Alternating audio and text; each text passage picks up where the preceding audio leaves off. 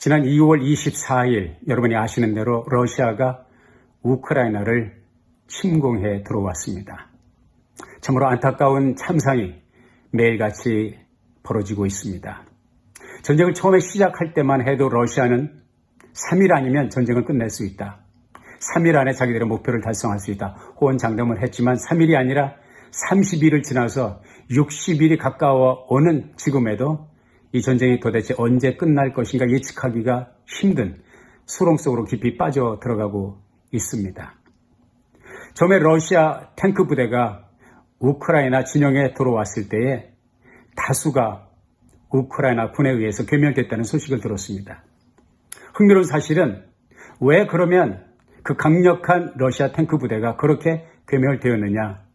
아이러니컬하게도 그들이 우크라이나에 들어와서 길을 찾지 못하고 길을 찾아 헤매다가 매복해 있는 우크라이나 군에 의해서 괴멸되었다는 것이죠. 아니 요즘같이 GPS 시스템, 내비게이션, 통신이 그렇게 발달된 이 시대에 지구 끝까지 구석구석 안내해 줄 시스템이 있는데 길을 잃다니 반문할 수도 있겠지만은 아나니머스 해커들, 그러니까 익명의 해커들이 잼을 시켜서 그 모든 통신 시스템이 마비가 되어서 무용지물이 되어버렸고요.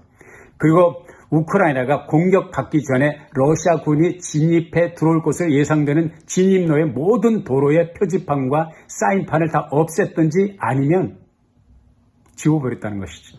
그 남의 땅에 들어와가지고 아무 안내를 받지 못해 안내판이 전혀 없고 표지판이 없는 사인판이 없는 곳에 와서 이리저리 방황하다가 결국은 그런 봉변을 당하게 되었다는 것이죠. 전쟁을 함에 있어서 안내판, 이정표, 또 그리고 표지판은 이렇게 중요한 것인데 전쟁뿐이겠습니까? 우리의 삶의 거의 모든 영역에서 이렇게 우리 길라잡이를 해주는 이정표, 사인판, 표지판은 중요한 역할을 한다고 봅니다. 오늘 사순절의 정점인 고난주간을 보내는 저와 여러분에게 하나님께서 보여주시는 사인, 길라잡이, 표지판은 무엇일까? 이런 질문을 마음에 두고서 우리 본문 말씀에 함께 들어갔으면 좋겠습니다. 요한복음 19장 14절부터 22절의 말씀입니다. 이날은 6월절의 예비일이요 때는 제6시라. 빌라도가 유대인들에게 이르되 보라 너희 왕이로다. 저희가 소리 지르되 없이 하소서 없이 하소서 저를 십자가에 못 박게 하소서. 빌라도가 가로되 내가 너희 왕을 십자가에 못 박으랴. 대제사장들이 대답하되 가이사 외에는 우리에게 왕이 없나이다 하니 이에 예수를 십자가에 못 박히게 저희에게 넘겨주니라. 저희가 예수를 맡음에 예수께서 자기의 십자가를 지시고 해골 히브리 말로 골고다라 하는 곳에 나오시니 저희가 거기서 예수를 십자가에 못 박을세. 다른 두 사람도 그와 함께 좌우편에 못 박으니 예수는 가운데 있더라. 빌라도가 패를 써서 십자가 위에 붙이니 나사렛 예수 유대인의 왕이라 기록되었더라. 예수의 못 박히신 곳이 성에서 가까운 고로 많은 유대인이 이 패를 읽는데 히브리와 로마와 헬라 말로 기록되었더라. 유대인의 대제사장들이 빌라도에게 이르되 유대인의 왕이라 말고 자칭 유대인의 왕이라 쓰라 하니 빌라도가 대답하되 나의 쓸 것을 썼다 하니라. 12제자 가운데 유일하게 예수님의 순환의 현장 갈보리산에서 주님이 운명하시기까지 끝까지 증인으로서 지켜보았던 요한이 증언해주는 오늘 본문 말씀을 통해서 특별히 3이라고 하는 숫자를 빌어서 하나님께서 오늘 우리들에게 보내시는 사인을 그 의미를 찾았으면 좋겠습니다. 첫째, 빌라도가 패를 만들어 글을 쓰고 예수님의 십자가 위에 붙였다는 것이죠. 그리고 그 언어는 세 개의 언어였다는 것이죠. 하나는 본문 말씀에 의하면 히브리어, 다른 하나는 라틴어, 다른 하나는 헬라어. 히브리어는 유대인들을 위한 것이죠, 당연히. 그리고 라틴어는 로마 사람들을 위한 것이었고요. 그리고 헬라어는 요즘에 영어처럼 제국의 공통어로 쓰였으니까 모든 헬라 문화권에 있는 사람들에게 전하는 메시지라고 할 수가 있겠죠. 이 세 개의 언어를 통해서 하나님께서 우리들에게 보내시는 사인, 아니 그 당대에 그 민중들에게 보내신 사인은 무엇입니까? 예수 그리스도의 죽음은 유대인들만 위한 것도 아니고 로마 사람들만 위한 것도 아니고 전 세계 모든 인류를 위한 대속의 죽음이었다는 것을 말씀을 해주고 있어요. 또 하나의 의미는 그 팻말에 뭐라고 써있다고 그랬죠? 나사렛 예수 유대인의 왕, 4개의 단어로 쓰여있다고 그랬죠. 그 4개의 단어의 첫 글자, 이것은 이제 에크로님이라고 하는데 두 문자어라고 하죠. 첫 글자 4개를 붙여놓게 되면 어떤 글자가 나오냐 하면은 요드 헤이, 바브 헤이가 됩니다. 이 글자를 합치면 야훼 혹은 여호와라고 하는 하나님의 이름이 되는 것이죠. 대제사장들이 볼 때, 리더들이 볼 때 그냥 유대인의 왕이라 했어도 그 자체도 그들에게는 거부 반응이 있었겠죠. 자기들이 십자가에 못 박는 그 예수가 유대인의 왕이, 우리가 유대인의 왕을 죽이고 있어? 그 자체도 받아들이기가 힘들었지만 그보다 더 심각한 알레르기 반응을 일으킬 수밖에 없었던 것은 그 두 문자어가 에크로님이 바로 하나님을 상징하고 있었다는 것이, 야훼의 이름을 예수님의 머리 위에 십자가에 달아 놓았다는 것이죠. 하나님은 이방인 빌라도의 손을 빌어서 지금 십자가에 못 박힌 이 예수가, 하나님의 아들 예수가 곧 하나님이라는 것을 천하에 드러내고 계시다고 하는 사실인 것입니다. 두 번째 세계의 의미는 바로 홍색실에 있습니다. 본문에 물론 홍색실이 등장하지 않지만 본문과 깊이 연결되어 있습니다. 레위기 16장에 보면 욤키푸르, 대속죄일이 나오고 있습니다. 대제사장이 2마리의 염소를 회막문에 가지고 와서 제사를 드리는데요.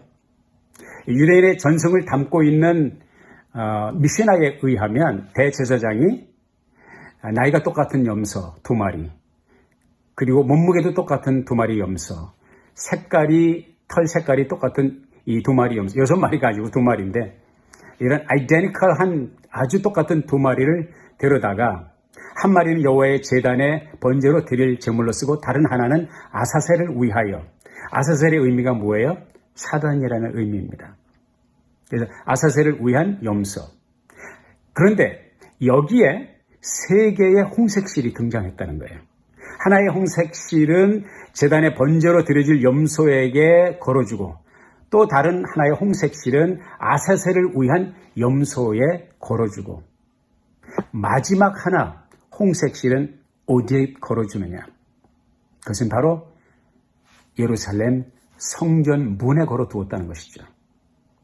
그리고 희한하게도 이 대속죄일에 하나님 앞에 대제사장이 자기 자신, 자기 가족들, 그리고 온 이스라엘 민족, 국가, 백성들을 위한 대속의 제사를 드릴 때 하나님께서 그 제사를 받으셨다, 너희들의 죄를 용서해 주셨다 하는 사인으로 그 성전문에 걸려 있었던 홍색실이 색깔이 변하여 흰색이 되었다는 것이죠. 여러분이 잘 아시는 대로 이사야서 1장 18절에 보면 너희 죄가 주홍 같을지라도 눈과 같이 휘어질 것이요 진홍같이 붉을지라도 양털같이 되리라. 그 말씀 생각나시죠? 홍색이 변하여, 진홍색이, 붉은색이 변하여 흰색이 되었다는 것은 저들의 죄를 용서해 주신 하나님의 용서의 표진, 사인이라고 하는 것이죠. 이것을 염두에 두고 3번째 3의 숫자를 생각해 보죠. 그것은 바로 갈보리 산 위에 서 있던 3개의 십자가의 의미가 무엇이냐 이거죠. 예수님이 중앙에 서시고 그리고 좌우에 죄인들이 함께 십자가에 못 박혔던 것을 본문은 소개를 해주고 있습니다. 자, 아까 말씀드렸던 그 3개의 홍색실과 연결을 해볼 때 한 강도는 아사셀을 위한 홍색실을 달고 다른 한 죄인은 또 다른 홍색실을 띠고 하나님을 위한 번제단에 드려지고, 또 다른 한 홍색실은 성전문에서 색깔이 변하여 하얗게 되었다. 이 3개의 십자가, 지금 갈보리 산 위에 서 있는 3개의 십자가가 그 실을 의미한다면 예수님은 어떤 의미일까요? 하얀색으로 변했을까요? 저는 그렇지 않다고 봅니다. 예수님은 죄인으로 누명을 쓰고 죄인으로 죽으셨습니다. 그래서 어찌하여 나를 버리시나이까 죄인의 얼마들을 외치고 운명하셨습니다. 붉은색을 그대로 지니고 가신 것이고요. 또 한편에 있던 그 강도, 그 죄인은 예수님을 끝까지 비난하다가 자기의 죄를 그대로 담당하고, 다시 말해서 홍색실이 변하지 않은 가운데 홍색실을 띠고 운명했다는 것이죠. 한 사람 남은 사람, 구원받은 강도, 내가 오늘 나와 함께 낙원에 있으리라. 주님께서 그 말씀을 하시잖아요. 예수여 당신의 나라에 임하실 때 나를 기억하소서. 어떤 의미입니까? 자기의 죄를 깨달았다는 것이죠.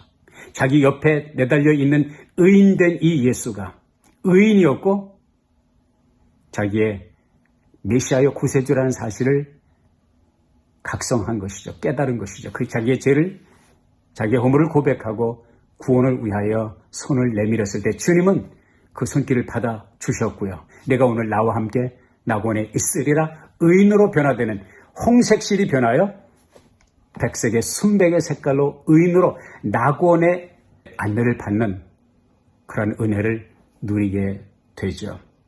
오늘 함께 여러분과 짚어보았던 이 3이라고 하는 숫자, 히브리어, 라틴어, 헬라어를 통해서 예수의 죽음은 온 인류를 위한 죽음이셨고, 또 드문 글자를 통해서, 에크로님을 통해서 예수님 위에 새겨진 팻말의 이름은 바로 여호와 하나님이었다는 사실. 그리고 세 개의 홍색실. 물론 예수님은 아세셀 염소도 되고 제단의 염소도 되고 모든 것을 상징하십니다만 이 세 개의 실의 의미를 살펴볼 때 구체적으로 그러한 추론이 가능하다는 것이죠. 그리고 마지막 세 개의 십자가를 통해서 하나님께서 이루신 엄청난 구원의 섭리. 다시 말해서 나사렛 예수의 십자가 못 박혀 죽으심은 운이 없이 누명을 쓰고 죄인으로 그렇게 죽어간 한 가련한 청년의 스토리가 아니라 온 인류를 위한 유일무이한 완벽한 어린 양으로 제물로 우리 모두를 위해서 그 십자가를 지셨다는 것이죠.